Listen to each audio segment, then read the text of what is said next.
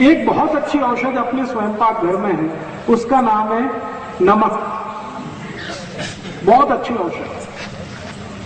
ये नमक क्या काम में आता है? जिसको भी ब्लड प्रेशर कम हो गया हो, लो बीपी, उसकी सबसे अच्छी औषध है नमक। क्या करना है? इसको पानी में मिला के पीना। जिनको भी लो ब्लड प्रेशर की शिकायत है, उनको नमक पानी में मिला के पीना सबसे अच्छी औषध है। कितना नमक और कितना पानी? 1 गिलास पानी में आधा चम्मच नमक मिला सकते हैं या आधे चम्मच से थोड़ा कम। उतना अगर नियमित रूप से पिएंगे तो लो ब्लड प्रेशर की बीमारी बिल्कुल ठीक कर देता है। और यही नमक हाई ब्लड प्रेशर को भी ठीक करता है। लेकिन वो कैसे ठीक करता है? हाई ब्लड प्रेशर की जिनको बीमारी है, उनको नमक मिला के पानी में स्नान करना, पानी से, नमक पानी से स्नान करना। हाई बीपी जिनको, लो बीपी जिनको है, उनको नमक पानी पीना है। हाई बीपी जिनको है, उनको नमक पानी से स्नान करना। 1 बाल्टी पानी में 100 ग्राम नमक मिला दीजिए, इस नमक पानी से स्नान करिए। स्नान करते समय पानी को कभी सिर पर मत डालिए, सिर को छोड़कर पूरे शरीर पर डालिए। और स्नान करने के बाद शरीर को 5-7 मिनट ऐसे ही छोड़ दीजिए, उसको पोंछने का नहीं। नमक लगा है तो लगा रहने दीजिए, कपड़े पहन लीजिए और कभी भी साबुन मत लगाइए। तो आपको हाई ब्लड प्रेशर 15 से 20 दिन में ही ठीक हो जाएगा। नमक पानी से स्नान करें। हाँ, बहुत अच्छा सवाल आपने पूछा। कौन सा नमक? सबसे अच्छा जो नमक आता है वो सेंधा नमक, सबसे अच्छा। दूसरे नंबर पे जो नमक आता है काला नमक, और तीसरे नंबर पे नमक आता है वो क्रिस्टल फॉर्म का नमक, पाउडर नहीं, वो जो छोटे छोटे डेले में आता है ना क्रिस्टल, वो नमक। ये जो पाउडर वाला नमक आजकल बाजार में आ रहा है आयोडीन युक्त, ये तो बहुत ही खतरनाक है। सरकार ये जबरदस्ती सबको खिला रही है। हमने इसके खिलाफ मुकदमा किया हुआ है भारत सरकार ने। भारत सरकार के विरुद्ध हमने सुप्रीम कोर्ट में मुकदमा किया हुआ है। ये जो जबरदस्ती सबको आयोडीन युक्त नमक खिला रहे हैं ना, ये बहुत ही खराब है। आप कोई भी मत खाइए इसको, क्योंकि आयोडीन युक्त नमक कभी भी मत खाइए। क्यों नहीं खाए वो जान लीजिए। दुनिया में जर्मनी, फ्रांस, जापान जैसे 24 देश हैं जिनमें आयोडीन युक्त नमक 20 साल पहले बैन कर दिया गया। कारण उसका क्या? इन सभी देशों में आयोडीन युक्त नमक खाने से एक गंभीर बीमारी आई जिसका नाम है नपुंसकता, इम्पोटेंसी। तो वहां के वैज्ञानिकों ने रिसर्च करके रिपोर्ट दिया कि इम्पोटेंसी का, नपुंसकता का सबसे बड़ा कारण है आयोडीन युक्त नमक। तो अमेरिका में, जर्मनी में, जापान में, सभी देशों में ये बैन कर दिया गया। फिर वहां का ये नमक भारत आ गया और भारत में सबको जबरदस्ती खिला रहे। तो हमने मुकदमा किया है सरकार के खिलाफ। तो एक दिन क्या हुआ कि भारत सरकार का एक अधिकारी वो आया अदालत में, मुकदमा होता है ना तो आना पड़ता है। तो हमने एक दिन उसको पूछ लिया कि भाई तुम ये जबरदस्ती क्यों खिला रहे हो सबको आयोडीन युक्त नमक? तो उसने कहा राजीव भाई बात ऐसी है कि हमारी भारत सरकार का फैमिली प्लानिंग फेल हो गया और जनसंख्या बहुत बढ़ गई, तो हम सबको जबरदस्ती आयोडीन युक्त नमक खिला रहे।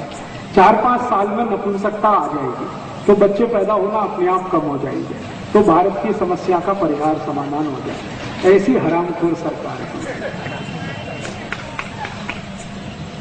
इसलिए मेरी आपको छोटी सी विनती है कि आप ये आयोडीन युक्त नमक बिल्कुल मत लाइएगा।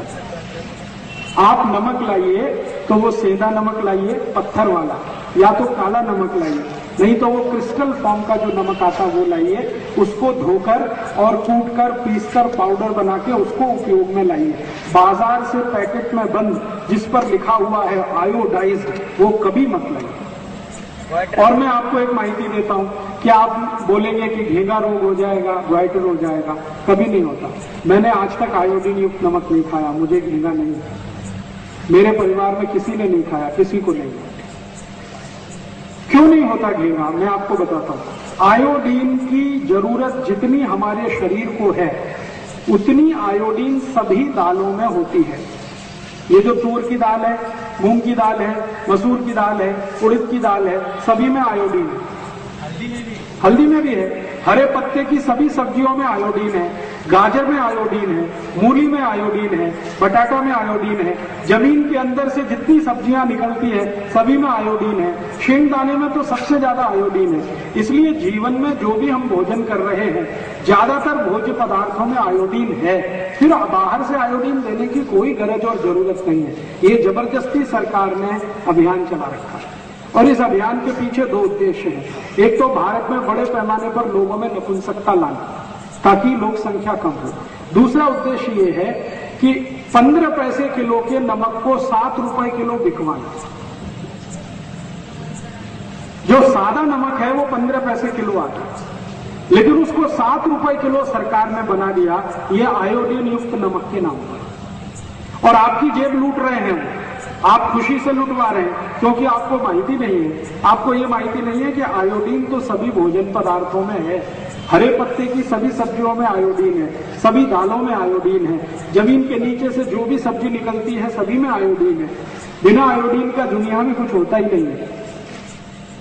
तो इसलिए अतिरिक्त आयोडीन की शरीर को कोई गरज और जरूरत नहीं है। लेकिन अगर अतिरिक्त आयोडीन शरीर में आ जाए तो नपुंसकता आ जाती है, ये पक्का है।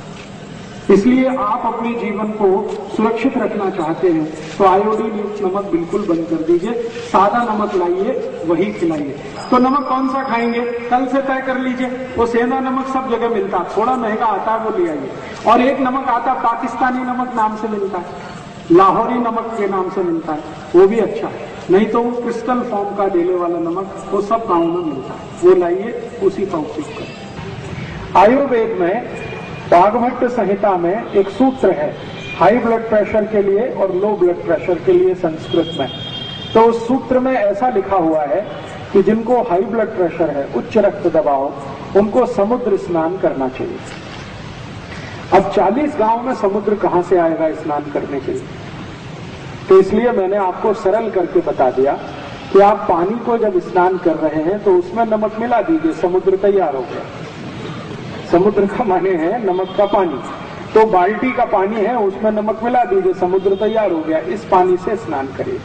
तो ये हाई ब्लड प्रेशर की सबसे अचूक, सबसे सरल, सबसे अच्छी दवा है। हाई ब्लड प्रेशर के किसी भी मरीज को नमक मत खिलाइए, नमक के पानी का स्नान कराइए। और लो ब्लड प्रेशर के किसी भी मरीज को नमक खिलाइए ज्यादा से ज्यादा। कम से कम आप महीने भर तो नहा ही सकते हैं, बीच में 5-7 दिन ब्रेक करके फिर महीने भर नहा सकते हैं। ब्रेक कर करके 3 बार एक महीने नहा सकते हैं।